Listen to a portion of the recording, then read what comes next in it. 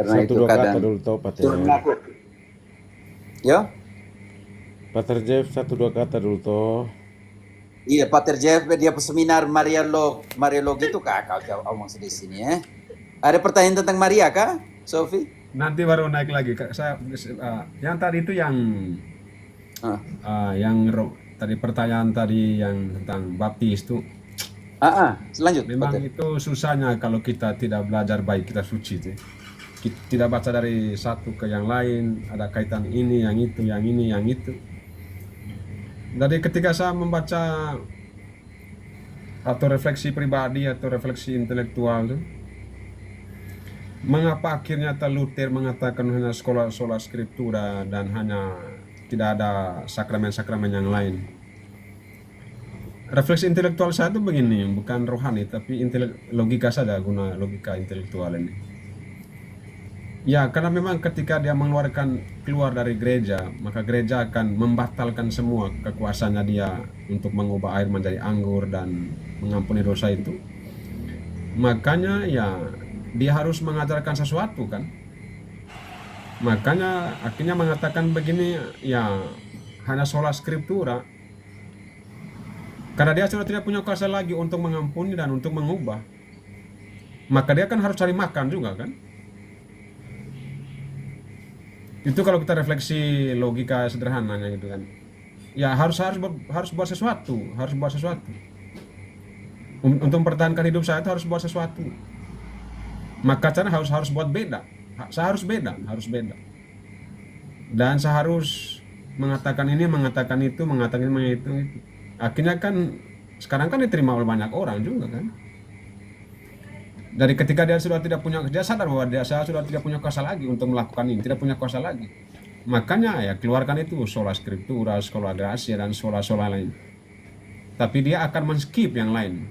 Dia sola scriptura tapi men-skip ayat-ayat yang menjelaskan apa yang kita lakukan dalam gereja Katolik kan. Dari sola scriptura tapi tidak sesuai dengan scriptura itu kan. Itu kalau bahasa sederhana itu sola scriptura tetapi tidak sesuai dengan skriptura itu. Maka saya bilang mereka sola scriptura tapi skripturanya ada tapi solanya tidak ada. Itu jadi soal. Itu. Atau mereka skip skripturanya. Sola scriptura tapi Jadi mereka hanya skip. hanya sola. Skip skripturanya, hanya tinggal solanya. Itu. Yaitu refleksi kritis dari ini. Sola scriptura tapi mereka skip skripturanya, tinggal sola. Nah itu. Jadi itu bahayanya kalau kita, makanya sekarang saya dengar sendiri dari orang-orang mengatakan, orang Katolik sendiri, ya tidak perlu mengaku lagi, ada umat yang bilang ke saya, tidak perlu mengaku lagi ke pastor, langsung ke Tuhan. Saya bilang begini, kalau kamu orang Katolik bilang begitu, segera keluar dari gereja Katolik, karena gereja Katolik tidak perlu orang yang munafik dalam beriman. Gereja Katolik tidak perlu banyak orang, tapi sedikit orang tapi berkualitas. Kita tidak perlu jutaan-jutaan tapi semuanya kosong-kosong tuh. Tapi sedikit orang tapi berkualitas. Lihat 12 rasul Yesus tuh. 12 rasul tapi berkualitas, bisa mengubah dunia. Mengubah total cara pandang dunia dengan 12 orang itu, dengan pewartaan Injil. Jadi kalau ada orang Katolik yang mengatakan tidak usah mengaku kepada pastor, ya bilang dengan rendah hati, saya keluar. Saya tidak mau lagi. Pergi ke sana. Ya. Kamu sola scriptura tapi kamu skip skripturanya dan tinggal sola. Kalau tinggal sola ya minum mabuk tiap hari ya sudah lumayan. Tinggal sola itu. Makanya yang dibuat apalah, menghentikan orang lain, menjelekkan orang lain, jadi begitu. Jadi kalau kita baca tadi seperti kata Romo Cafe, kalau kita belajar tentang teologi atau sakramentologi, teologi pembaptisan itu dalam sekali. Kita tuh bukan metode yang penting oleh Katolik, tapi esensi dari itu. Penenggelaman itu artinya apa? Bukan kita tenggelam di air tuh sampai 3 hari, matilah mereka 3 hari di air tuh. Iya kan, kalau kita pakai logika skriptura, sola scriptura begitu kan Pater, dikuburkan di dalam pembaptisan, artinya Yesus dikuburkan 3 hari, berarti tenggelamkan mereka dalam air 3 hari gitu. Betul. Nah, itu namanya penafsiran superficial, bukan tafsiran yang esensial.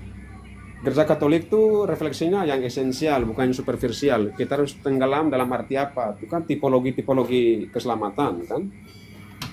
Nah, dari itulah, dari Nana ada Pater Higo SMM mau naik kah Pater? ya, Pater saya turun dulu, saya mau nanti saya naik lagi, saya mau ada misal. Oke Nana oke. Kami tunggu ya. Makasih. Yuk. Oke. Oke. Pater Higo mau naik kah? Engkau pun saudara sudah omong itu. Pater Pater ini Jeff sudah omong, tunggu saudaranya Higo juga mau omong nih. Sumalam Pater. Oke, nanti lain kali naik kah lain kali engkau naik kah. Oke, Sofi, salami untuk Gea, Bang Pit, Evo Jemu, Pankreas, engkau nih Pankreas lagi nih. Pankreas. Ya Nana, Pater Igo Mangrayo tidak, Pater Igo dari mana nih Pater Igo nih? Pakai iyo ini sudah jangan Pangrai Satu angkatan dengan siapa ya Nana? Dengan sepunya saudara dari Monori kah? Adik.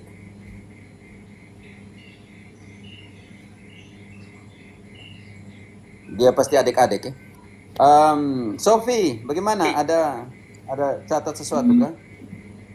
Pertanyaan dari AA 150704 Romo, tapi sudah dari tadi katanya kenapa proti itu hanya 2 sakramen? Ya, karena Martin Luther menghilangkan yang 5. Karena begini, oke, alasan yang pertama. Yang diterima hanya sakramen pembaptisan dan ekaristi. Tapi simbol kan? Perjamuan suci namanya. Kenapa mereka menghilangkan perminyakan suci? Karena bertentangan dengan sola gratia, hanya rahmat. Buat apa lagi sarana pengudusan yang lain? Kenapa mereka hilangkan pengurapan orang sakit? Yakobus 4 ayat, coba ayat 14. Yakobus 4 ayat 14. Sedang kamu tidak tahu apa yang akan terjadi besok. Apakah arti hidupmu? Hidupmu itu sama seperti uap yang sebentar saja kelihatan lalu lenyap.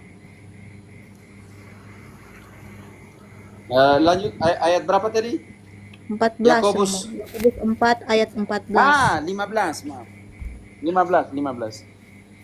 Sebenarnya Yakobus kamu- 5. Yakobus 5. Yakobus 5 ayat Tadi 14. Yakobus 4 ya?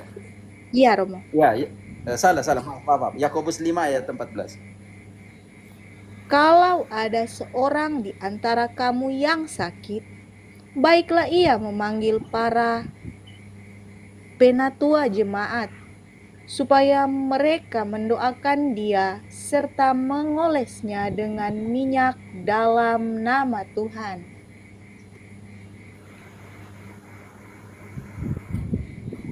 Lanjut. Dan doa yang lahir dari iman akan menyelamatkan orang sakit itu, dan Tuhan akan membangunkan dia. Dan jika ia telah berbuat dosa, maka dosanya itu akan diampuni. Sofi, engkau lihat kenapa sakramen pengurapan orang sakit dihapuskan? Karena ini doa yang lahir dari hati yang murni dan peminyakan suci itu menghapus Dosa. bukan lagi hanya rahmat kalau begitu, bukan hanya iman lagi, sola gratia, sola fide. Kalau tidak hapus sakramen itu, maka sola fide dan sola gratia tidak berguna. Bisa mengerti? Ya, Pak. Oke, itu yang pertama. Sekarang sakramen yang lain, krisma. Kenapa krisma dihapuskan? Karena cukup dengan pembaptisan orang terima Roh Kudus selesai. Bertentangan dengan apa yang bertentangan sekali dengan Kisah 8 ayat 14. Apa yang dibuat oleh rasul-rasul.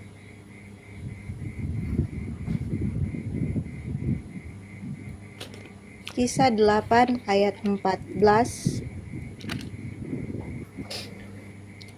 Ketika rasul-rasul di Yerusalem mendengar bahwa tanah Samaria telah menerima firman Allah, mereka mengutus Petrus dan Yohanes ke situ.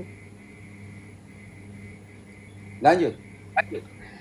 Setibanya di situ, kedua rasul itu berdoa supaya orang-orang Samaria itu beroleh Roh Kudus. Ayat Lanjut. 16. Sebab Roh Kudus belum turun di atas seorang pun di antara mereka, karena mereka hanya dibaptis dalam nama Tuhan Yesus. Mereka sudah dibaptis oleh Filipus dalam nama Tuhan Yesus, tetapi mereka belum menerima Roh Kudus. Tetapi bagi Luther, pembaptisan orang sudah terima Roh Kudus. Sedangkan rasul-rasul dalam kisah mereka sudah dibaptis dalam nama Yesus oleh Filipus diakon, tetapi mereka belum terima Roh Kudus. Maka apa yang harus dibuat? Sakramen Krisma. Baca ayat lanjutnya. Apa yang dibuat oleh dua rasul itu? Menumpangkan tangan. Sakramen Krisma. Kisah Para Rasul 8 ayat 17. Kemudian keduanya menumpangkan tangan di atas mereka, lalu Supaya mereka menerima Roh Kudus. selesai. Bayangkan kenapa ditolak sakramen Krisma, hapus buang karena tidak ada lagi sarana pengudusan, cukup dengan pembaptisan selesai. Sakramen yang 5 yang ditolak. Lalu apa yang ditolak lagi? Perkawinan, dia imamat dia tolak karena dia kawin, selesai. Sakramen apa? Pengudusan oleh perkawinan ditolak juga. Makanya kawin cerai suka-suka. Sakramen apa lagi? Ada satu yang mereka tolak. Pengampunan dosa. Buat apa lagi pengampunan dosa? Kan itu bertentangan dengan barang siapa terimalah Roh Kudus, barang siapa kamu ampuni dosanya diampuni. Buat apa lagi sakramen rekonsiliasi? Buat apa lagi? Karena hanya iman dan hanya rahmat sudah menyelamatkan. Bisa menjawab itu, Sofi, kenapa menolak 5 sakramen? Karena hanya untuk memenangkan doktrin tesisnya dia tentang sola gratia dan sola fide.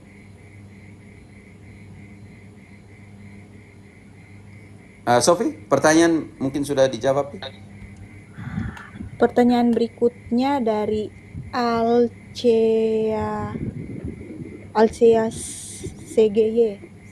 CSGY. Jelaskan tentang Matius 19 ayat 23 dan ayat-ayat yang besar jadi kecil. Ada teman roti yang bilang kalau Katolik umat terbesar maka akan jadi yang terkecil, katanya Romo. Iya, so Kok tentang bisa kepemimpinan, bukan tentang umat. Ada saja. Cocokologi Romo. Baca ayat itu. Yesus omong tentang kepemimpinan. Engkau mau jadi pertama, engkau jadi pelayan. Baca ayat itu. Aduh, hancur. 23. Yesus itu akibat tafsir suka-suka Romo. Yesus berkata kepada murid-muridnya, "Aku berkata kepadamu, sesungguhnya sukar sekali bagi seorang kaya untuk masuk ke dalam kerajaan sorga." Matius 19 ayat 23. Kalau dia pakai ayat itu tidak ada hubungan. Yesus bilang kalau mau masuk surga maka kau harus tinggalkan semua, tanggalkan semua. Tidak ada hubungan dengan Katolik jadi pertama kalau dia pakai ayat ini. Kalau dia pakai ayat yang terdahulu akan menjadi yang terakhir dan yang terakhir akan menjadi terdahulu, omong tentang pelayanan. Kalau kamu menjadi pertama, kamu harus menjadi pelayanmu, kekuasaan. dalam konsep Yesus adalah pelayanan. Itu yang hasilnya itu penafsiran tadi kah yang tanpa magisterium itu yang seperti itu, yang subjektif. Bukan eksegesis melainkan eisegesis. Datang dengan pemukul, hancurkan kitab suci dan ambil ayat yang sesuai dengan mereka punya kepala. Karena itu saya tekankan, eisegesis ada 7 poin dalam eisegesis. Melibatkan interpretasi subjektif terhadap teks Alkitab, menyisipkan ide-ide pribadi atau prabentuk di dalam interpretasi. Mereka sudah ada dulu, mereka sisip ke kitab suci. Makanya Luther pasang kata hanya, alien di dalam Roma 3:28, sering mengabaikan konteks asli dan berusaha agar teks mendukung pendapat atau doktrin pribadi, keyakinan pribadi. Tujuan utamanya adalah mendukung interpretasi pribadi atau doktrin tertentu. Tolong Marcelino, engkau naik, tolong mute kan, oke? Nanti jangan dulu naikkan Marcel kalau di bawah, oke? Ini dapat dipengaruhi oleh prasangka pribadi atau teologis. Ini sering dilihat sebagai interpretasi yang tidak dapat diandalkan karena subjektivitasnya. Ini dapat menyebabkan interpretasi yang salah atau bias dari teks Alkitabiah. Seperti itu. Sophie, pertanyaan lain. Salve. Pertanyaan Los. Iya, Oh ya? Salve, selamat malam. Iman Salve, Rasuli, salve. mungkin kita Sudah tidak ada lagi pertanyaan, selesai, oke. ada Romo. Yo. Mungkin mau disapa dulu pengakuan Iman Rasuli ini. Oh ya, salam. Selamat malam. Ya. Mau izin tanya sedikit Romo. Nah, kita dahulukan mereka yang sudah lama tanya di bawah, oke? Nanti kamu yang di baik, atas Om. kemudian. Ya, Dahulukan Ya, mereka yang di mungkin. bawah, kesian lah. Ya, mungkin Bang Iman Rasuli tahan dulu ya. Sebentar, tinggal 2 lagi ini. Pertanyaan yang sempat Sofita catat ini yang kedua terakhir, lo siento. Mana dosa paling berat? Membun-bun orang atau menyesatkan banyak orang? Ya. Mana? Membumbun atau menyesatkan, Pater? Oke, yang pertama Menyesat. kita harus tahu. Saya mengerti. Yang pertama kita harus tahu siapa yang tidak mendapat bagian dalam kerajaan Allah. Ini penting sekali. Efesus 5 ayat 5. Nanti sebentar kita masuk ke sana. Silakan Marcel baca. Efesus 5 ayat 5 Marcel. Oke, makasih atas kesempatannya. Karena ingatlah, ini baik-baik. Tidak ada orang sundal, orang cemar, atau orang serakah.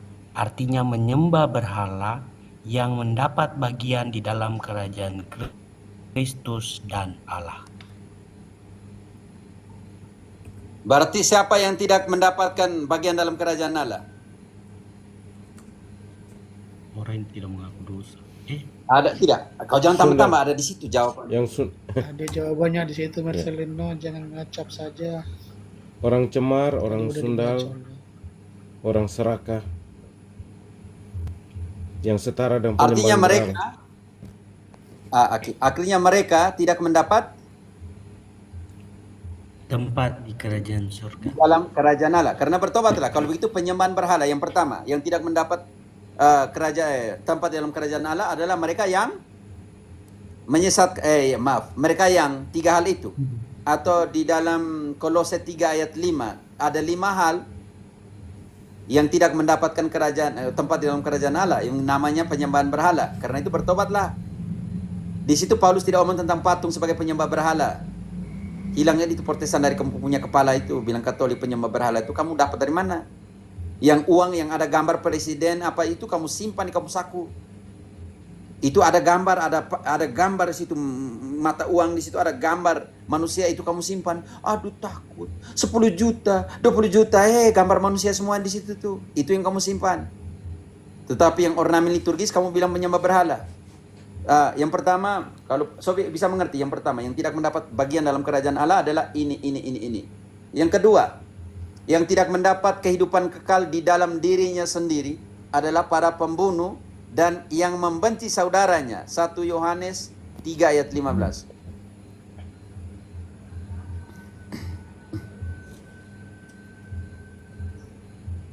Silakan Marcelino. 1 Yohanes 3 ayat 15. Baik. 15.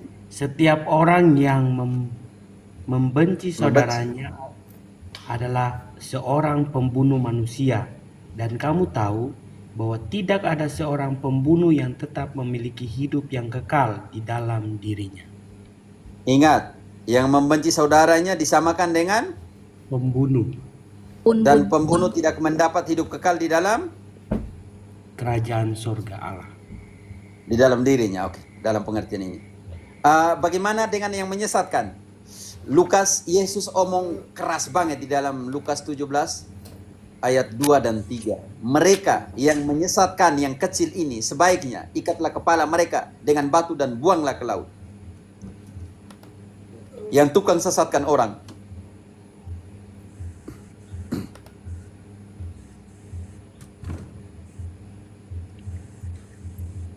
Lukas 17 ayat 2 dan 3. Siapa yang menyesatkan orang dan kemana? Yesus bilang. Adalah lebih baik baginya jika sebuah batu kilang diikatkan pada lehernya, lalu ia dilemparkan ke dalam laut, daripada menyesatkan salah satu dari orang-orang yang lemah ini. Jagalah dirimu. Jikalau saudaramu berbuat dosa, tegurlah dia. Dan jikalau ia menyesal, ampunilah dia. Ayat satunya tentang penyesatan. Yesus berkata kepada murid-muridnya, tidak mungkin tidak akan ada penyesatan, tetapi celakalah orang yang mengadakannya. Dan apa konsekuensi dari tukang sesat? Ayat 2. Yang tukang menyesatkan orang. Adalah lebih baik baginya jika sebuah batu kilangan diikatkan pada lehernya, lalu ia dilemparkan ke dalam laut, daripada menyesatkan salah satu orang-orang yang lemah ini. Sesatkan salah satu dari yang lemah. Yesus bilang lebih baik ikat dengan batu kilangan dan buang ke laut. Yang tukang sesat itu. Tuhan Yesus.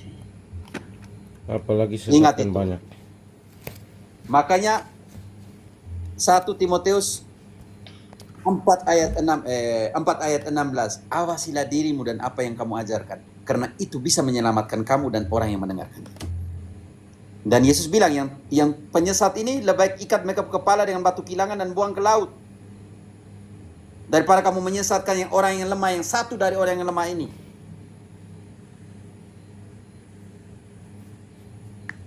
Hati-hati dengan ajaran yang kita ajarkan. 1 Timoteus 4 ayat 16. Baik. Awasilah dirimu sendiri dan awasilah ajaranmu.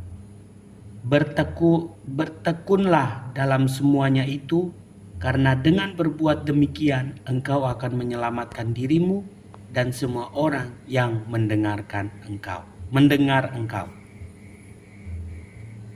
Hati-hati, engkau bisa menyelamatkan kamu sendiri dan orang yang mendengarkannya. Kalau kamu ajarkan sesat, Yesus bilang ini nih, lebih ikat dengan batu kilangan di lehernya dan buang ke laut, daripada kamu menyesatkan satu dari orang yang kecil ini, yang mau cari kebenaran, tetapi kamu plesetkan kebenaran, kamu hilangkan, manipulasikan, putar balikan kebenaran, demi kepentingan perutmu, demi kepentingan uang, demi kepentingan apa lagi.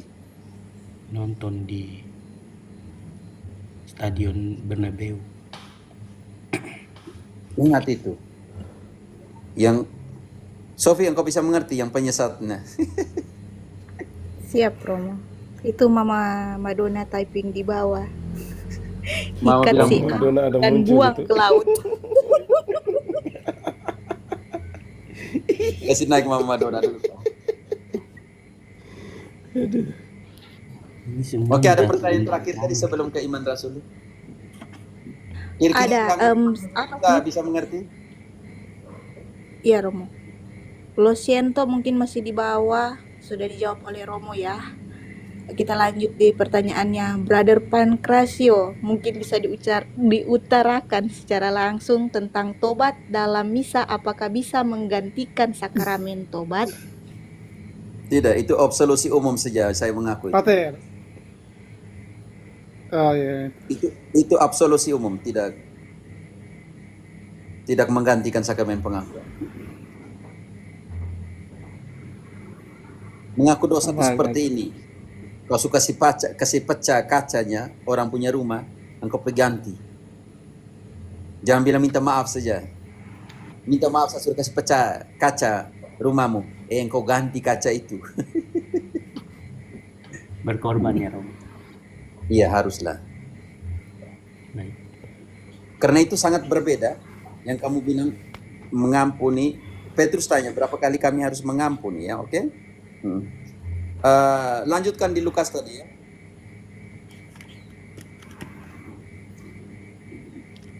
Yang 17 tapi ayat 34 nya. Baik. Aku berkata kepadamu, pada malam itu ada 2 orang di atas satu tempat Tidak, tidur. Lukas 17 ayat 34. Engkau pakai yang mana lagi? Lukas. 17 ayat 3 dan 4. Oh, ayat 3 dan 4.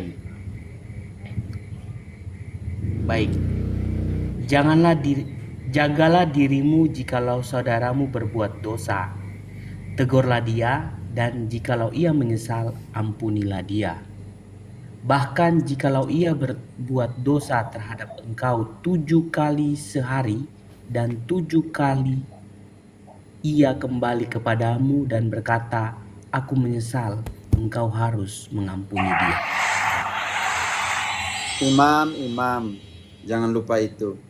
Kalau umat minta pengakuan dosa, jangan pernah tolak. Wow, teguran betul ini. Belum. 2 bulan lagi. Kalau dia mati, langsung pulang dari pastoran dia mati, bagaimana?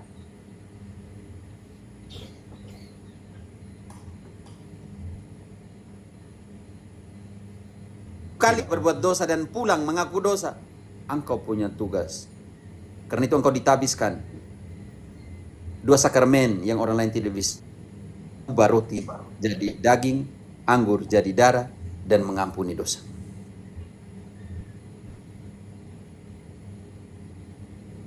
Suatu hari dia omong kepada kami, di dunia ini tidak ada dua hal yang tidak bisa dibuat oleh manusia. Yang pertama, mengampuni dosa orang punya. Yang kedua, rubah roti jadi tubuh dan anggur jadi darah. Kalau memang ada imam yang tolak itu, saya kasihan sekali. Yang datang mengaku dosa bilang tidak ada waktu. Kan kalau begitu.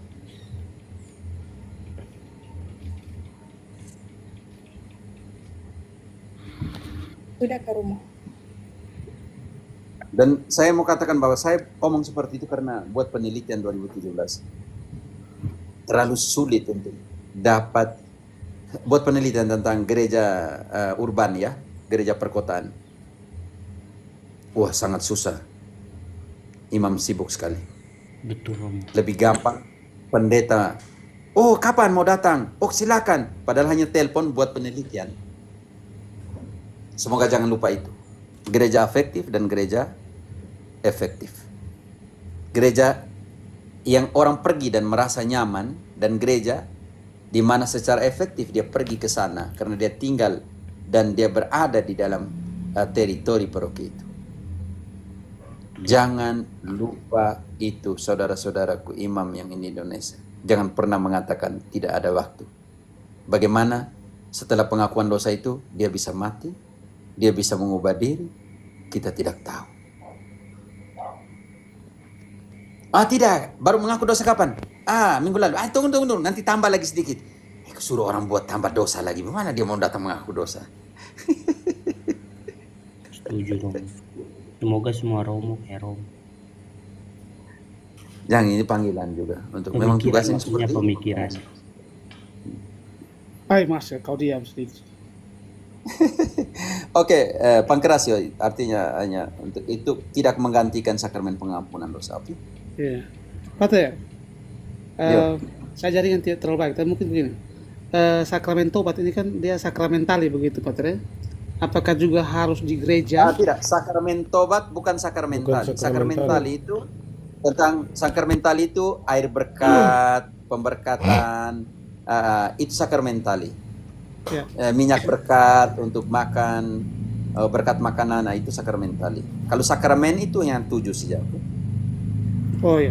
Jadi maksud saya begini, Pater. Berarti apakah pengakuan dosa itu hanya harus di gereja, atau misalkan kelompok umat basis dia mau buat kegiatan rekoleksi dan di dalamnya ada pengakuan, itu bisa? Sangat bisa. Oh, begitu. Contoh kami nih, sampai yang ekstrim. Oh ya, ada saudara. Mau naik kah, Pater? Mondre, CMF. Di sini kami ada turnamen Copa de la Fe antar keuskupan tiap tahun. Jadi, pool yang main pagi, mereka melayani sore. Yang contohnya, kalau saya main sore, yang tidak pool yang pembagian keuskupan, sekitar 30-an keuskupan kami ikut turnamen itu. 1 minggu. Contohnya, kalau kami main sore, paginya kami ke sentra komersial, mall, maaf ya. Mall, pergi ke sekolah, pergi ke universitas, pergi ke taman. Kami taruh 2 kursi, contohnya di mall, di sudut. Dengan stola, lengkap, altar kecil, orang datang mengaku dosa. Itu harus izin pastor paroki atau tidak, Pater? Kalau di dalam dia punya teritori, ya harus. Harus berarti, Pater. Saya pernah mendapat penjelasan begini, artinya kegiatan-kegiatan yang bersifat sakramental berarti harus izin pastor paroki begitu. Nah, Harus. itu yang saya mau tanyakan, berarti yang pengakuan dosa ini berbeda kah, Pater? Dia tidak masuk dalam itu kah? Pengakuan dosa dalam keadaan emergensi, minyak suci, itu melawan semua batas teritori. Ya. Orang mau mati ini Ya. bisa mengerti. Tetapi kalau Tapi kegiatan dalam KUB kegiatan umum, contohnya rekoleksi atau apa yang ada sakramen, jangan lupa hierarki yang bertanggung jawab di situ. Pastor paroki yang contohnya kalian pergi melakukan tidak tahu di tempat wisata kadang yang pergi ke pantai atau apa seperti itu, yang buat misa di sana mungkin berbeda. Tetapi kalau seandainya masuk di dalam situasi paroki tertentu, ya sekolah atau apa, dan kalian tidak beritahu ke pastor paroki, itu juga bisa menyinggung strukturnya. Oh, baik. Info lah, beritahulah, Baik, Pater. dan beritahu pastor siapa yang pergi. Oh, iya. Hormat, hargai dalam pengertian ini. Dia tuan rumah, jadi kalian tidak beritahu, nanti dia rasa bagaimana. Baik, Pater ya. Lalu ada terjadi imam palsu atau apa di situ, lalu dia tidak tahu, lalu berita sampai ke uskup. Siapa yang dipanggil? Pastor paroki. Pastor paroki. Pastor paroki saya tidak tahu apa sama sekali, bagaimana? Ya. Baik, Pater ya. Oke. Walaupun pastor keluarga kalau libur ya, beritahu pastor paroki bahwa kamu misa di keluarga. Beritahu toh. Ya. Kalau itu kamu bagaimana? hanya pengakuan ini yang apa? Kalau Pater mereka bilang dia bukan bukan bagian dari sakramentali tadi, Pater ya. Nah, Tidak, sakramentali itu bukan, itu pemberkatan atau apa. Pengakuan dosa itu sakramen. ya, sakramen itu. Mengaku dosa dalam pengertian apa? Depan umum banyak orang, Seperti yang perayaan-perayaan sebelum Paskah, itu kan kita selalu mengaku dosa. Artinya sama juga ketika kalau kita mau buat kegiatan rekoleksi di tingkat KUB. Nah, terus mau buat juga, misalkan kami sebelum mau masuk dalam bulan Rosario, kami berencana untuk salah satu rekoleksi dan diikuti dengan pengakuan dosa gitu. oh mau undang pastor lain selain pastor paroki. Woi, kalau pastor paroki tiap hari berkuliah ini, Pater, Ya, celaka. makanya beritahu. Sudah bakuliah tiap hari, kamu tidak mau beritahu, kami ada nanti pater, pastor paroki, kami ada undang romo lain dari tempat lain untuk kami punya ini pengakuan dosa di sini. Selesai itu. Beritahu dia pasti senang kak. Ada yang melayani itu. itu bisa di tempat, artinya bukan di gereja atau Pater, di lokasi yang Bisa, kami adakan kegiatan. Baik Pater. Ya. Saya situasi kami Kolombian bisa lah. Oh baik Pater ya. Oke, saya kira itu Pater. Terima kasih. Tidak tahu, makanya kita harus tanya dulu keputusan hierarki di sana bagaimana, oke? Oh ya baik. Dalam hal itu namanya keputusan pastoral. Saya tidak bisa menentang keputusan pastoral dalam sebuah diosis, dalam sebuah keuskupan, oke? Ya, terima kasih Pater. Ya, bijak betul. Ya itu yang Pater Montre bilang paling kurang beritahu pastor prokis tempat lah. Itu penting sekali. Jangan itu nanti komuninya bagaimana? Lalu romo-romo yang pergi ke sana tanpa beritahu juga, dia buat sesuatu kegiatan besar dan tidak beritahu pastor prokis, nanti orang tanya, kau punya komuni bagaimana? Komuni maksudnya komunio dalam pengertian persekutuanmu. Ya, baik. Oke. Baik, saya Makanya izinkan- itu ingat itu, ketidaktaatan adalah akar dari semua perpecahan. Oke, taat sedikit. Ya. Kadang taat itu sakit hati, tapi taat sedikit. Ya. Baik Pater, saya gantian dengan yang di bawah yang mungkin mau naik tanya ini. Oke. Iya. Oke, terima kasih Pater, terima kasih. Angkat Selamat aja malam. namanya Jos Romo yang dari tadi ngetak-ngetik. Iman Rasuli dari tadi ini. Iya Romo. Atau Pak Bang. Tapi Maaf. apa Iman Rasuli dulu? Oh, Iman Rasuli dulu. Soalnya iya. Baik Romo, ini saya sedikit mau bertanya Romo, mungkin Romo bisa jelaskan mengenai apa maksud dari orang-orang kudus yang di 1 Korintus 1 ayat 1 sampai 3 itu Romo. Karena beberapa teman-teman dari denominasi ini mereka selalu pakai ayat-ayat itu untuk mengklaim diri mereka sebagai orang kudus dan menentang orang-orang kudus yang kita maksud di dalam gereja Katolik itu. Mungkin Romo bisa jelaskan itu. Mereka selalu pakai ayat itu. Harus mengerti yang memproklamasikan diri sebagai orang kudus atau yang dikuduskan. Oke, kita mulai dari Roma 1 ayat 7. Mereka menguduskan diri sendiri atau mereka yang dikuduskan oleh orang lain? Mereka itu pasif.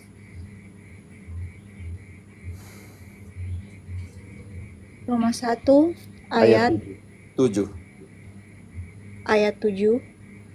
Kepada kamu sekalian yang tinggal di Roma, yang dikasihi Allah, yang dipanggil dan dijadikan orang-orang kudus. Di situ mereka karunia- menjadikan dirinya, mereka menjadikan dirinya orang kudus atau mereka dipanggil atau dijadikan orang kudus? Dipanggil dan dijadikan orang kudus. Orang Kudus. 1 Korintus 1 ayat 1-2. Oke, ayat 2 lah. Mereka di sana dipanggil dan dijadikan atau menjadikan dirinya orang kudus sendiri.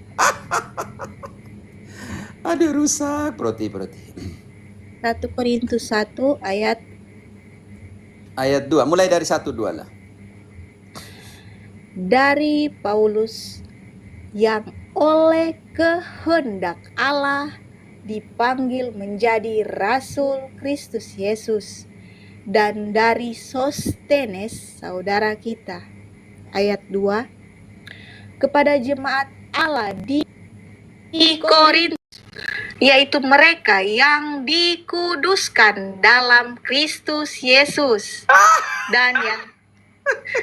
dan yang dipanggil menjadi orang-orang kudus. Artinya gereja di situ pasif, orang-orang yang itu pasif atau aktif? Mereka menamakan diri orang kudus sendiri. Ayo, jawab deh. Orang aktif.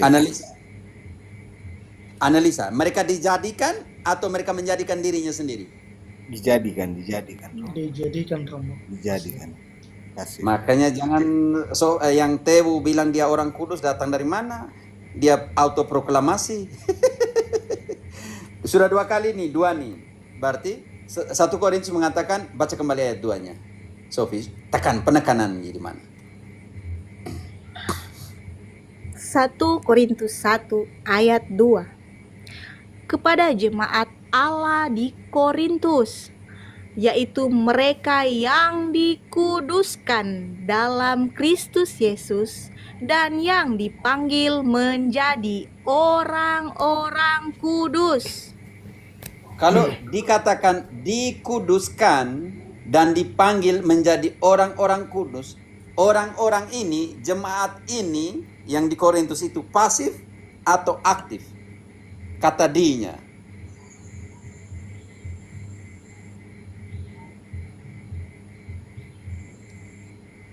Karena menggunakan kata di. Pasif, Pater. Pasif. Artinya ada orang lain yang Mengkuduskan. Menguduskan. mengkuduskan mereka. Bukan autoproklamasi sebagai orang kudus. Apalagi mereka pakai Korintus, kan lucu kan? Imam Rasuli. Korintus tadi sangat jelas mengatakan yang dikuduskan, dijadikan orang kudus. Ayo, yang mana lagi nih? Mau pakai yang mana lagi? Kita pelan-pelan, Efesus. Bongkar Efesus 1.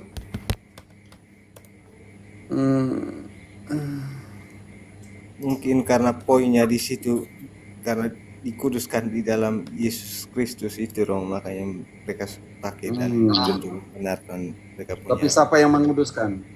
Siapa yang menjadikan mereka orang kudus? Ini yang mereka tidak mengerti. Pertanyaan saya, kalau mereka mengatakan mereka punya orang kudus di sini, mereka adalah orang-orang kudus di sini, standar untuk jadi orang kudus itu seperti apa? Iman Rasuli. Kalau begitu engkau harus mempertanggungjawabkan karena datang membawa ide Protestan ke sini, maka engkau bertanya, standar menjadi orang kudus itu apa? Yang Hanya iman? tidak, Romo. Jadi tidak bagi Protestan, hanya iman? Ya, hanya iman kalau menurut mereka, Romo. Bagaimana dengan setan yang percaya? Yakobus 2 ayat 19. Berarti bagi Protestan itu setan juga yang percaya orang kudus. Seperti Markus Adi bilang, syarat jadi orang kudus adalah percaya. Kalau bagaimana dengan setan yang percaya? Yakobus 2 ayat 19. Yakobus 2 ayat 19. Engkau percaya bahwa hanya ada satu Allah saja, itu baik. Tetapi setan-setan pun juga percaya akan hal itu dan mereka gentar. Artinya bagaimana iman Rasuli di sini? Bang Pit, oke. Terima kasih Bang Pit sudah menemani. Oke, pertanyaan saya. Kalau standar hanya iman supaya jadi orang kudus, bagaimana dengan setan yang percaya dan gemetar di hadapan Allah? Berarti bagi mereka itu setan juga masuk dalam kategori orang kudus, Romo. Orang kudus. Kategori orang kudus. Hanya percaya, selesai. Kan kesian dong. Kategori hanya percaya ini supaya jadi orang kudus ini rusak semua. Baik. Makanya kategorinya Paulus supaya jadi orang kudus seperti Paulus ada 7 kategori. 2 Timotius 3 ayat 10. Ada 7 kriteria menurut Paulus.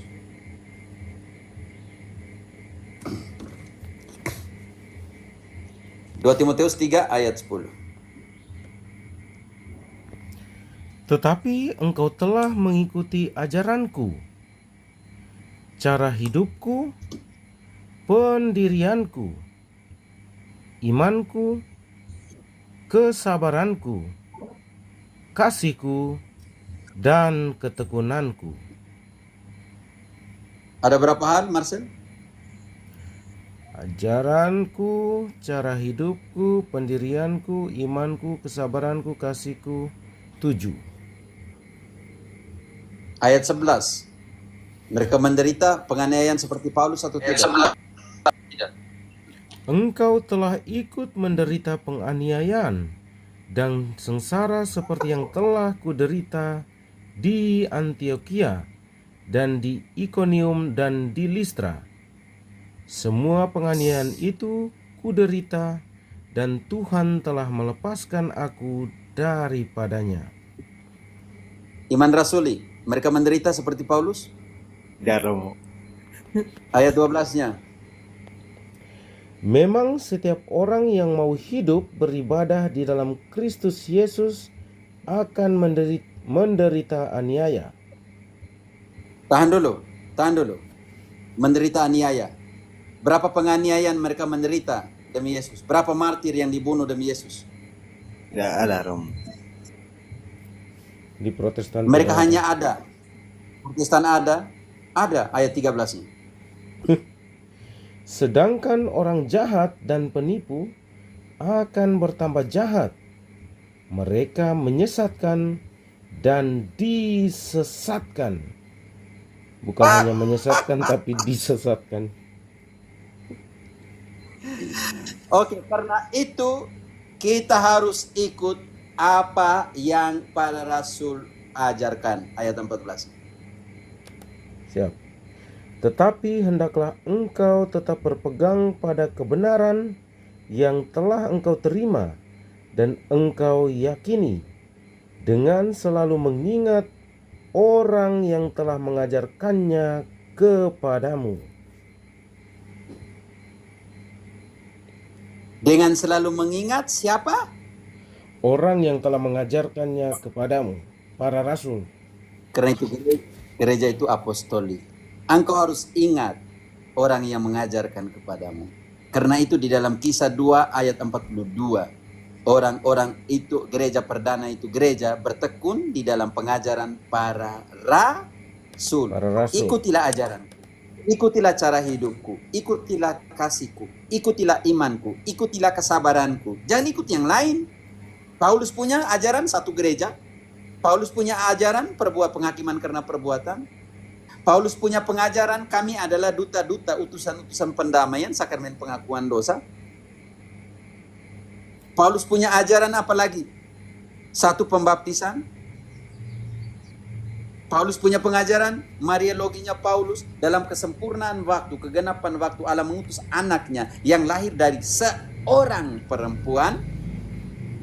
Paulus mengajarkan bahwa Yesus dalam keadaannya manusia diambil dari keturunan Daud dalam Roma 1 ayat 3. Paulus mengajarkan Tritunggal Maha Kudus dan dalam sapaannya yang paling mulia, contoh kecil 2 Korintus 13:13. Sapaan Tritunggal Maha Kudus yang kita sapa di dalam misa, kasih karunia Allah dari Allah Bapa dalam Putra dan Roh Kudus senantiasa beserta kamu. Itu Paulus punya kata-kata. Sapaan Tritunggal Maha Kudus yang kita bawa dalam misa itu diambil dari 2 Korintus 13 ayat 13. Kalau tidak salah 13, tetapi ada yang taruh 14. Oke. Marcel kah? Bu Sofi lanjut. Yang sudah temu.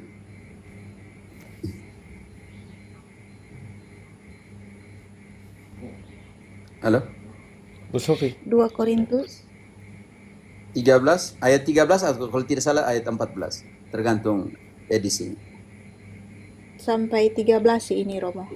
Ya, kalau itu 13. Kasih karunia Tuhan Yesus Kristus dan kasih Allah dan persekutuan Roh Kudus menyertai kamu sekalian.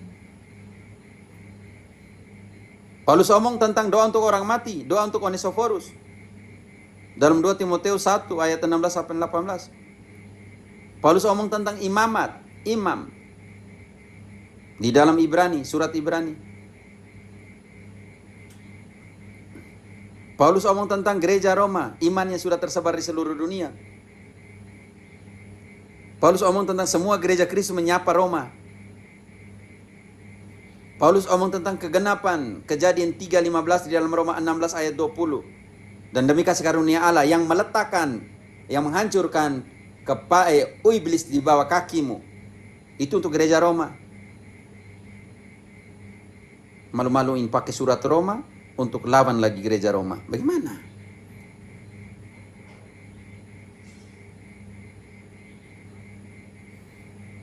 Paulus omong tentang Ekaristi sebagai kehadiran nyata. Barang siapa yang tidak layak makan roti Tuhan dan cawan Tuhan berdosa kepada tubuh dan darah. Paulus omong tentang pengudusan melalui persembahan tubuh Kristus dalam Ibrani 10:10. Dan berapa kali Ekaristi harus dirayakan sampai dia datang lagi, 1 Korintus 11 ayat 26. Setiap kali kamu makan roti ini dan minum dari cawan Tuhan, kamu mewartakan kematian Kristus sampai ia datang lagi. Paulus ngomong tentang Ekaristi penting sekali. Barang siapa yang tidak mengimani bahwa yang dia terima adalah tubuh dan darah Tuhan berdosa dan mendatangkan hukuman untuk dirinya sendiri. Dan Paulus bilang, kamu makan ini. Dalam Kisah 27 ayat 33-35. Kamu harus makan roti ini demi keselamatanmu dan tak sehelai rambutmu akan hilang. Lalu mengambil roti mengucap syukur, membagi-bagikannya kepada para rasul, kepada murid-murid, kepada mereka yang ada di situ dan mereka semua makan. Makanan keselamatan. Jadi Paulus punya yang mana yang kamu ikut? Tidak ada kalau begitu. Oke lah, kalau di bawah ini ada teman-teman Protestan, silakan naik, tidak apa. Ada 2 room di sini. Terima kasih banyak Romo untuk penjelasannya. Itu saja saya punya pertanyaan tadi Romo. Saya izin turun, mungkin ada yang mau nanya lagi. Ya, terima kasih Romo. Oke. Yo, Oke, Mas terima Andre. kasih. Terima kasih Bang Iman. Ya, Salve, Bang Andre. Mungkin ada yang akan ditanyakan, tapi tunggu sebentar karena ada pertanyaan lagi sih di bawah Romo. Tapi dari Bang Jos ini, Om Jos. Om Jos kalau mau tanya boleh langsung naik, tapi berdiskusi secara tertib dan sopan. Romo kasih waktu dan kesempatan untuk Om Jos naik kalau ingin bertanya, kalau ingin belajar. Nanti bisa rek ya Om, nanti ditanyakan secara langsung. Kita lanjut ke apa tadi? Kak siapa tadi lupa catat nama. Penjelasan tentang Yohanes 14 ayat 6 TB. Dijelaskan maknanya. Baca dong Nana. Yohanes bab 4. Yohanes 14 ayat 6.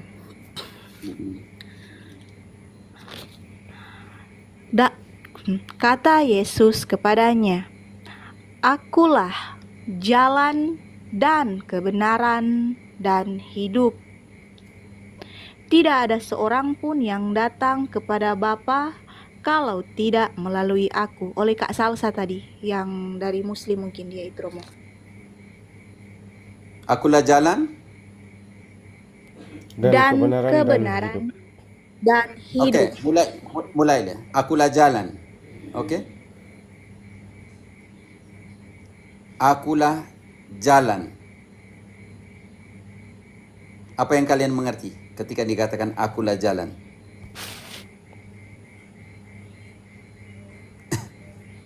Jalan kebenaran Romo. Jalan menuju surga Romo. Oke, pertanyaan saya untuk siapa tadi? Salsa ya? Iya, Rom. Salsa. Salsa mau masuk surga? Oh mau, semua orang mau masuk surga. Tapi pertanyaan saya, melalui mana? Melalui jalan mana kita menuju surga? Yesus. Melalui Yesus. Selama perjalanan itu kita buat apa? Berbuat sesuai dengan apa yang diperintahkan Tuhan. Dia kasih apa sebagai jalan untuk sampai di sana? Dia dirikan gereja. Dia kan menjalani. Kenapa? Dia dirikan gereja. Oke, Beri kita mandat. masuk sarana di dalam perjalanan itu. Yang pertama kita harus tahu, untuk sampai ke sana, ke surga, dia adalah jalan. Oke. Dan ingat, jalan itu bagaimana cara berjalan di jalannya. Ini penting sekali. Sandingkan 1 Timotius 2 ayat 4. Yang menghendaki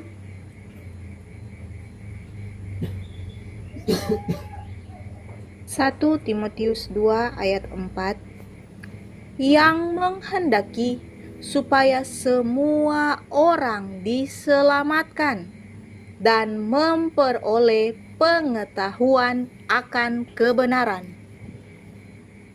di jalan ini, kita gabungkan dengan kebenaran. Di jalan ini ada banyak jalan. Tetapi yang kau harus tahu jalan mana yang benar.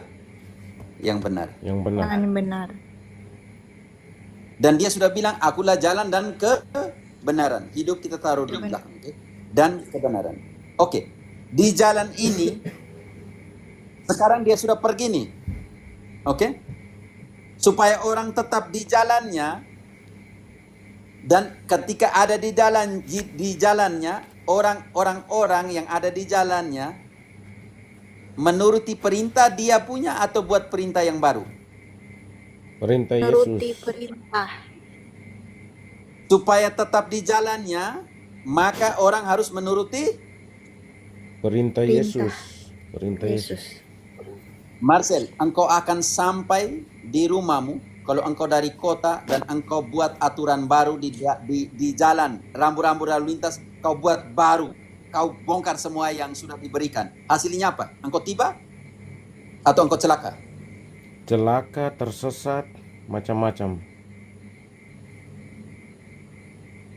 Celaka, tersesat. Dia sudah kasih rambu-rambu di dalam jalannya.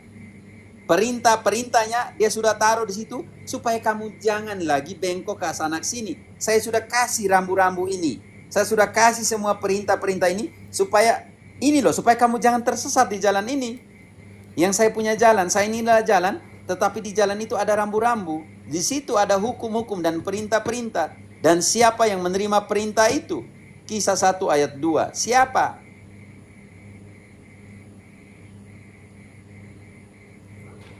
Kisah Para Rasul 1 ayat 2. Sampai pada hari ia terangkat. Sebelum itu, ia telah memberi perintahnya oleh Roh Kudus kepada rasul-rasul yang dipilihnya. Supaya kamu jangan keluar dari saya yang jalan ini, maka kamu sudah terima saya punya peraturan untuk jalan di jalan dengan saya. Kamu juga harus mewartakan, mengajarkan aturan itu kepada orang lain, supaya orang lain tetap di jalan yang sama. Matius 28 ayat 20.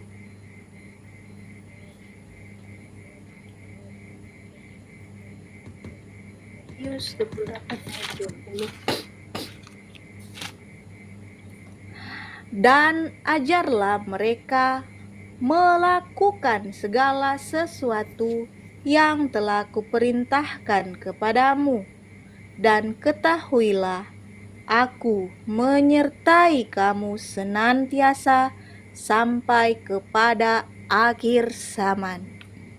Dan kalau kita tidak ikut perintahnya, artinya kita tidak kenal dia. Berarti kita tidak mengenal dia sebagai jalan yang ada aturan di dalam jalan.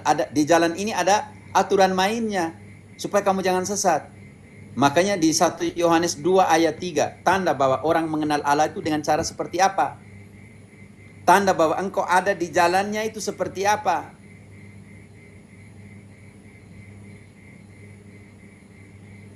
Satu Yohanes 2 ayat ketiga. Dan inilah tandanya bahwa kita mengenal Allah, yaitu jikalau kita menuruti perintah-perintahnya. Emangnya di jalan raya itu, di jalan itu tidak ada aturan, Marcel? Sophie? Deo? Ada. Ada. Rusak kalau tidak ada aturan. Dorong baku naik kalau tidak ada Maka aturan. mereka buka jalan masing-masing. Jalan serta Yesus, serta Yesus selamanya. Kalau bayangkan, yang buka jalannya setelah 1500 tahun, dan dia buka dia punya jalan, Martin Luther mulai buka jalan tahun 1517 dan bilang dia punya jalan yang paling benar, siapa yang mau percaya? Sekarang ada 60.000 dan masing-masing mengatakan Yesus yang paling benar adalah Yesus yang bisa punya jalan. Siapa yang paling benar kalau begitu? Kalau di dalam jalan ini untuk ke surga, semua orang buat dia punya aturan masing-masing, bukan aturannya Yesus, rusaklah jalan ini. Bukan rusak jalannya, tapi tidak tahu sampai atau tidak sampai. Opa Jaya bilang jalan tikus. Rusak. Bayangkan dia buat jalannya masing-masing, Saka.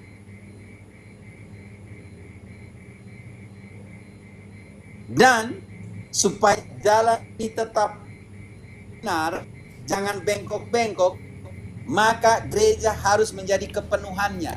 1 Efesus 1 ayat 22-23. Harus jadi kepenuhannya dulu supaya yang diajarkan oleh gereja supaya tetap benar, jangan bengkok-bengkok. Tetapi gereja ini harus jadi kepenuhannya dulu. Sofi, Efesus 1 22-23. Dan segala sesuatu telah diletakkannya di bawah kaki Kristus, dan Dia telah diberikannya kepada gereja sebagai kepala dari segala yang ada. Gereja yang adalah tubuhnya, yaitu kepenuhan Dia yang memenuhi semua dan segala sesuatu. Siapa yang memenuhi semua dan segala sesuatu? Sofi, siapa yang memenuhi semua dan segala sesuatu? Barusan kamu baca ayat 23. Gereja. Siapa? Gereja, Romo. Gereja. Supaya jalannya tetap lurus, tetap benar, maka harus ada yang menjadi kepenuhannya, yaitu gereja di dalam segala sesuatu dan dalam semua.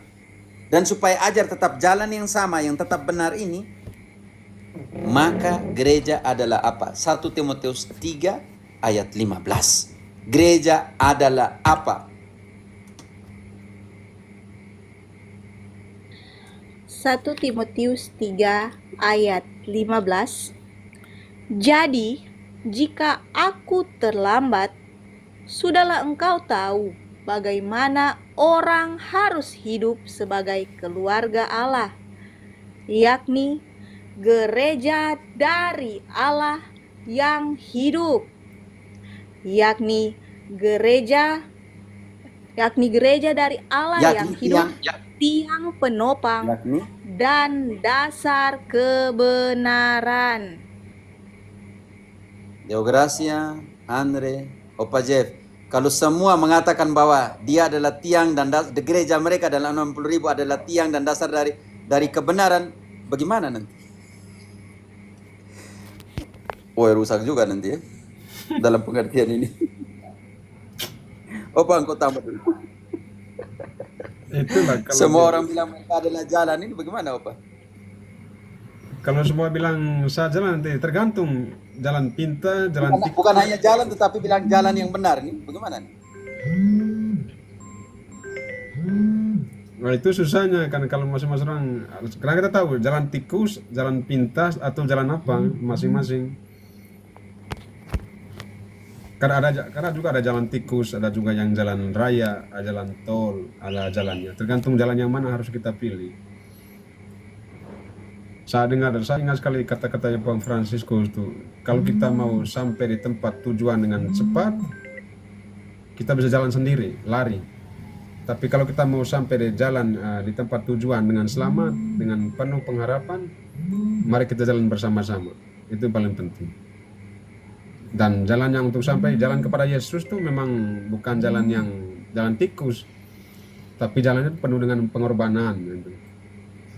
Kalau jalan tikus ya hasilnya kayak 60.000 tadi denom itu kan 60, itu kan jalan tikus semua kan 60.000. Kalau jalan Yesus, jalan gereja Katolik itu jalannya panjang, punya rambu-rambunya, punya semafor itu apa tuh?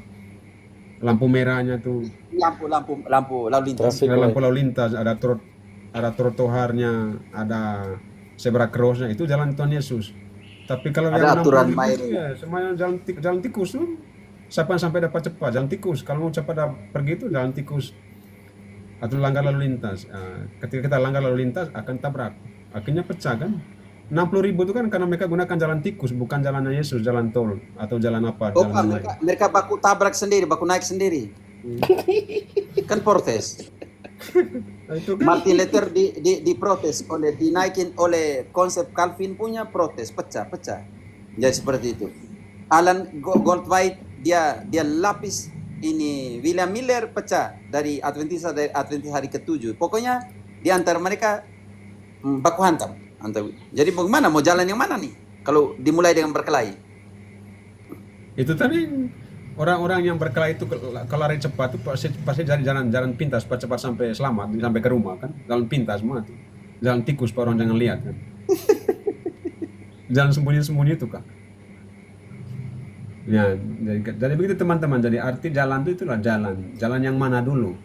Kan banyak jalan menuju ke sana. Tapi ada satu jalan yang membuat kita tuh semakin yakin tiba sampai tempat tujuan. Hanya ada satu jalan. Banyak jalan, banyak sekali jalan ke kiri ke kanan. Tapi ingat, ada satu jalan yang betul-betul menghantar kita sampai ke tujuan. Dan jalan itu bukan jalan yang tanpa hambatan. Ada hambatannya. Kenapa? Karena ketika kamu berjalan pasti ada rambu-rambunya di situ. Ada zebra crossnya, ada lampu merahnya, lampu hijau, lampu kuning dan sebagainya. Ada semua itu. Tetapi kalau kamu tabrak rambu-rambu itu pasti kamu akan hancur, akan mati, akan cedera. Nah, ketika kita dalam perspektif iman nanti ini, engkau tambah sedikit. Dia bilang, akulah jalan kehidupan, aku jalan kebenaran dan hidup. Yang hidup ini, waktu kita jalan kan kita lapar kan butuh makan. Yang lain bilang simbol, berarti makan bagaimana simbol ini? Kau berarti bisa berjalan kah dia bilang makan simbol ini? Lanjut Pater, saya pancing sih. nah itu makanya kan, maka saya bilang jalan ini kan jalan yang panjang. Makanya butuh bekal di jalan. Ingat Nabi Elisa tuh, Nabi Elia, dia jalan 40 hari. Dia butuh bekal kan. Ingat orang-orang Yahudi, orang-orang Israel, minta buku bekal sampai tanah terjanji. Minta buku bekal untuk bisa minum di ya. Jadi karena itu ya marilah kita sama-sama, bekal kita adalah Ekaristi itu sampai kepada jalan. Tapi mereka bilang simbol nih Pater, mereka bilang simbol, makan simbol ini mana? Soalnya tipu-tipu aja tuh. Bentar, ada panggilan bentar. Ya, silakan Pater. Oke Pater, lanjutkan panggilan saya. Lanjutkan. Oke, jadi teman-teman, sudah tadi jalan kebenaran, sekarang hidup. Barang siapa makan, Sofi, akan hidup atau akan mati? Makan apa tapi? Hidup. Sofi, Yohanes 6 ayat 56. Yohanes 6 ayat 56. Makan dia atau tidak makan dia? Barang siapa makan dagingku dan minum darahku, ia tinggal di dalam aku dan aku di dalam dia. Ayat 57. Sama seperti Bapa yang hidup mengutus aku dan aku hidup oleh Bapa, demikian juga barang siapa yang memakan aku akan hidup oleh aku. Apakah kita makan simbol ayat 55? Kita makan simbol ayat 55? Sebab dagingku adalah benar-benar makanan dan darahku adalah benar-benar minuman. Dengan cara apa kita makan? Ayat 50. Inilah roti yang turun dari sorga. Barang siapa makan daripadanya, ia tidak akan mati. Mati. 51. Akulah roti hidup yang telah turun dari sorga. Jikalau seorang makan dari roti ini, ia akan hidup selama-lamanya. Dan Tapi ada roti yang protestan di situ. Dan roti yang kuberikan? dan roti yang kuberikan itu ialah dagingku yang akan kuberikan untuk hidup dunia. Tapi persoalan di situ ada banyak orang Yahudi dan Protestan. Mereka bilang apa, Nona? Orang-orang Yahudi bertengkar antara sesama mereka dan Protestan berkata, juga. Bagaimana mungkin? Itu kan simbol. Bagaimana mungkin? Bagaimana ia ini dapat bagaimana ia ini dapat memberikan dagingnya kepada kita untuk dimakan?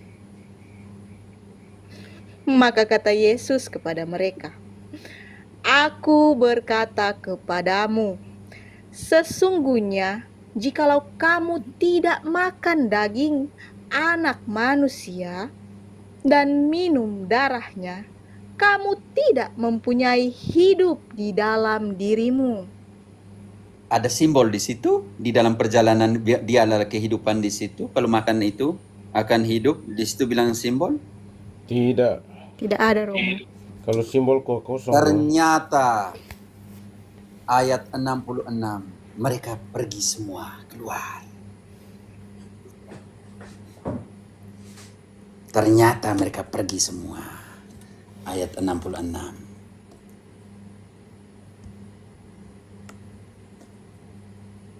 Sofi, 66-nya. Mulai dari waktu itu, banyak murid-muridnya mengundurkan diri dan tidak lagi mengikut dia. Kalian tahu bahwa antikristus itu angkanya berapa, Marcel? Opa Jeff? Halo? 666. Kalian sandingkan bab berapa, 666. ayat berapa? Sandingkan di Yohanes bab berapa, ayat berapa yang Yohanes orang-orang meninggalkan Yesus. Yohanes 6 ayat 66. Kalau digabungkan jadi berapa? 666. Antikristus artinya mereka yang meninggalkan Kristus. Antikristus artinya mereka yang melawan Kristus, meninggalkan Kristus. Ini di luar penafsiran ya teman-teman, hanya mau ganggu saja. Saya analisa kok bab 6 ayat 66 itu mereka yang meninggalkan Kristus. Itu sama dengan antikristus yang ada di Yohanes yang tulis tentang antikristus di dalam Wahyu 13 ayat 18 omong tentang antikristus dan omong tentang 66.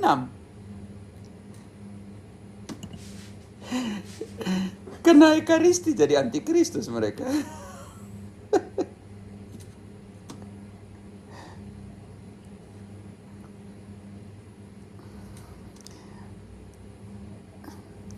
Vina jangan cocokmologi, oke? Wahyu ditulis oleh Yohanes juga benar sekali. Aduh, Wahyu 13 ayat 18.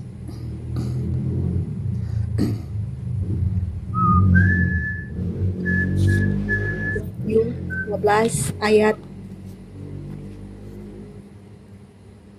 66. Ayat 18, 13. ayat 18. Yang penting di sini ialah hikmat. Barang siapa yang bijaksana, baiklah ia menghitung bilangan binatang itu, karena bilangan itu adalah bilangan seorang manusia, dan bilangannya ialah 666. Siapakah mereka yang meninggalkan Kristus? Sama seperti Yohanes 6 ayat 66, mulai dari itu banyak orang yang meninggalkan Kristus. Karena dia bilang, inilah tubuhku, inilah darahku, barang siapa makan tubuhku, minum darahku, tubuhku adalah benar-benar makanan dan darahku adalah benar-benar minuman. Mereka pergi meninggalkan Yesus. Jadilah antikristus. 666. Tidak, walaupun di Wahyu 66 itu Neron ya, namanya Neron, Kaisar Neron. Kaisar Neron di dalam angka Ibrani, angka artinya Kaisar Neron. Saya tidak mau tafsir itu, nanti sakit hati lagi mereka. Hanya tadi yang Yohanes 6:66 itu bukan hanya jangan bilang, pakai tafsir seperti itu, bukan hanya untuk ganggu kalian sedikit.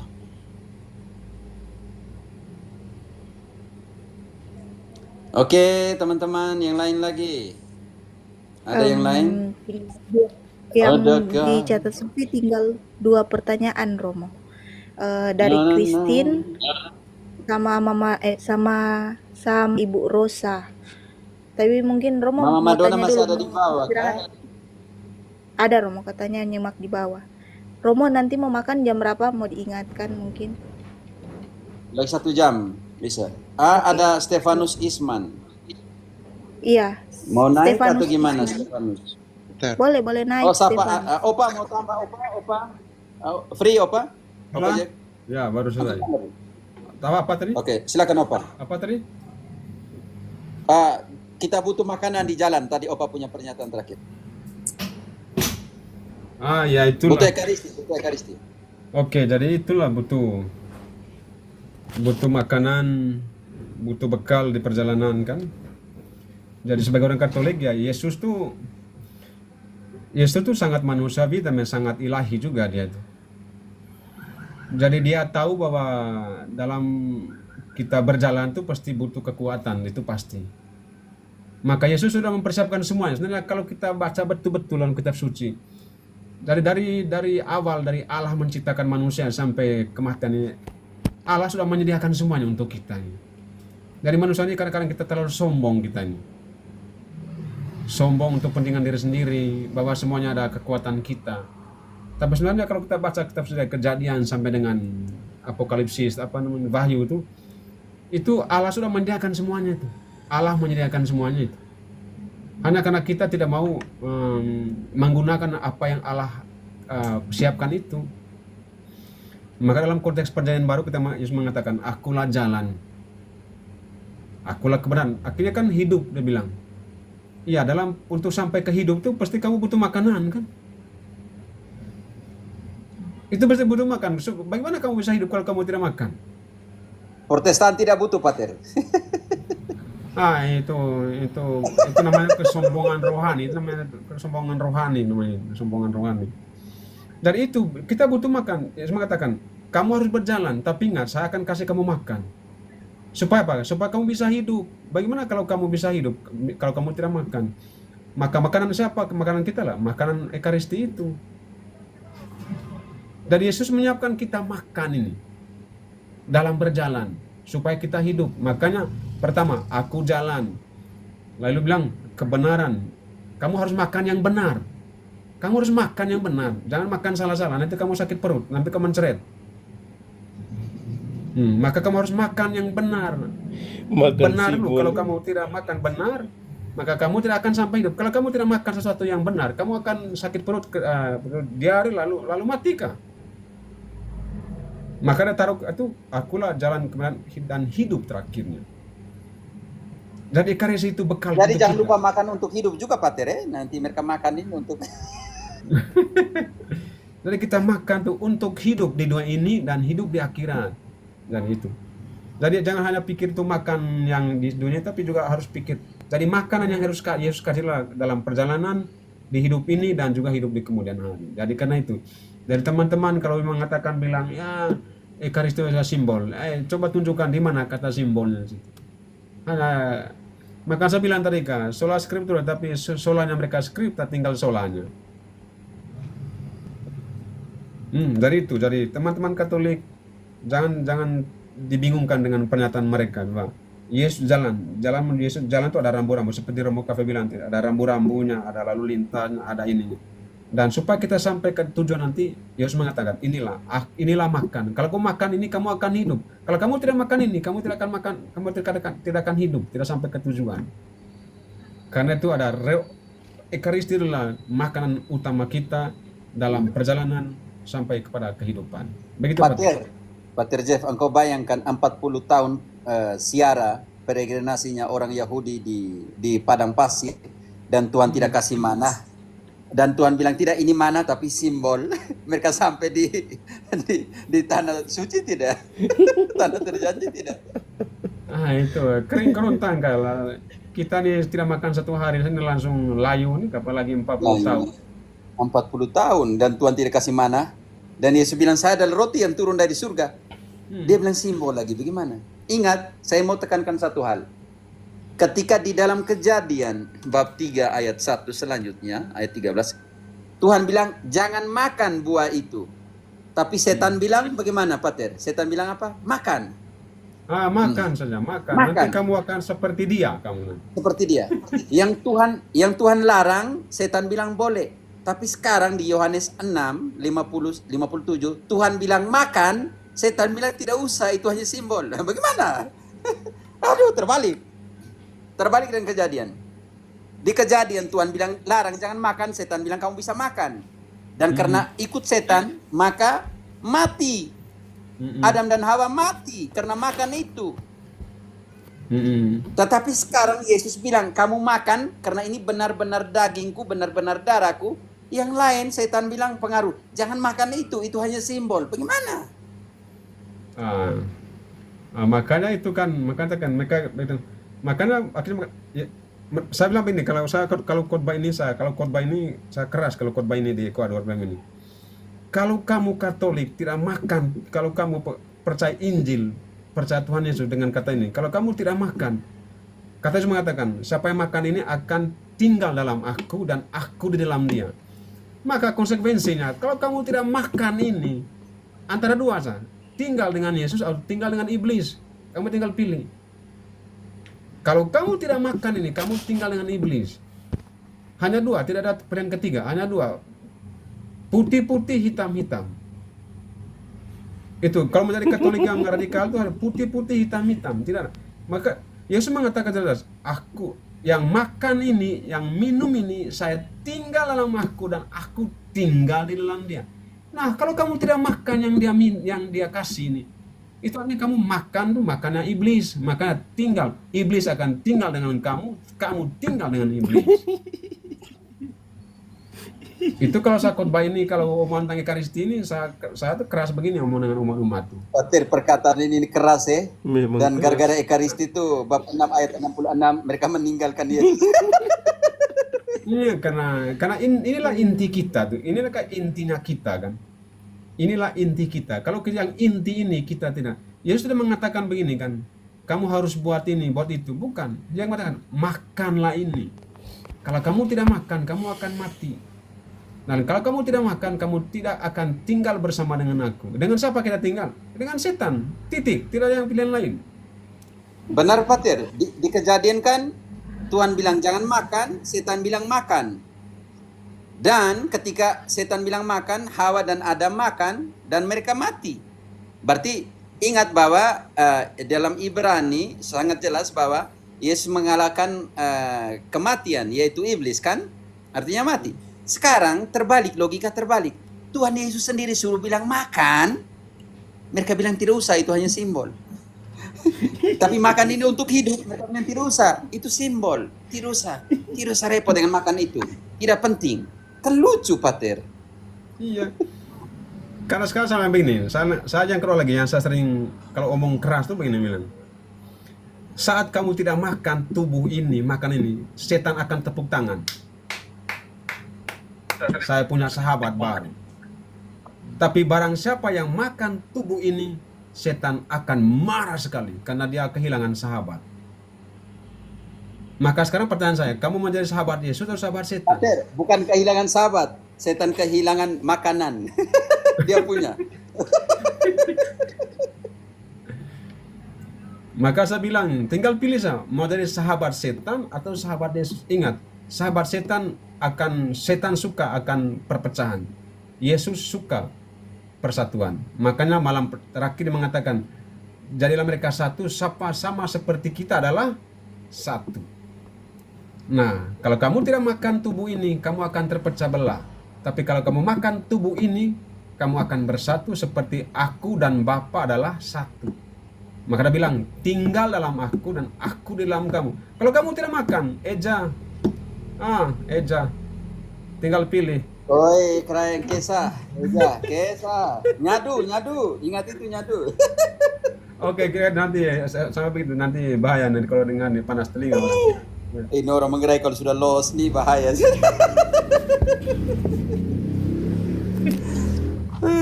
Oke teman-teman, silakan. Ada pertanyaan. Sofi, ada Pater, Jeff, diambil alih. Saya istirahat dulu, saya capek sedikit mulut.